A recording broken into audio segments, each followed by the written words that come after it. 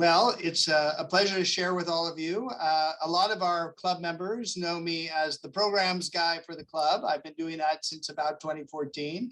And I have to say I've loved doing that, getting to interact with so many of you. So a few things you may not know about me. I grew up in California in the Bay Area and went to UC Berkeley before heading east for graduate school in international relations. I joined the US Foreign Service just after the Berlin Wall fell and as the Soviet Union collapsed. That was a heady sort of unipolar moment that seems pretty distant right now. Over a 25-year career, I served in Mexico, Sudan, Peru, Brazil, Spain, and Chile, as well as in Washington, D.C. People often wonder what a diplomat does, and some of you may remember this little chart I made when I first joined the club, so I thought I would share it again. This is what other governments think that a diplomat does, what my mom thinks I do, what my friends think I do, what society thinks I do, what I think I do, and of course, down in the bottom right-hand corner, what I actually do, which is sit in meetings. But I retired from the Foreign Service in 2014 and went into corporate government relations, first for a company and then now for the Council of the Americas, a business association that puts companies together with Western Hemisphere officials, policymakers.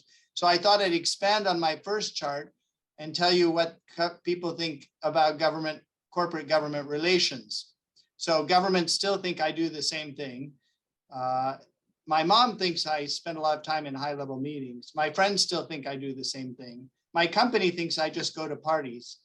I still think I do the same thing, and I still actually do the same thing, which is sit in a lot of meetings.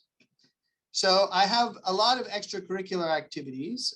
I have 3 kids, a son who is training to be a Navy jet pilot, a daughter who is at UC Berkeley, and a daughter who is at Bethesda Chevy Chase High School. My wife Sue and I have a Spanish tutoring business. She does most of the tutoring. And I'm on several boards and active in leadership at Fourth Presbyterian Church in Bethesda. So why Rotary? Well, I'm the son of a Rotarian, and I was in Rotary, and the grandson of a Rotarian. And I was in Rotary in 3 of the countries where I served.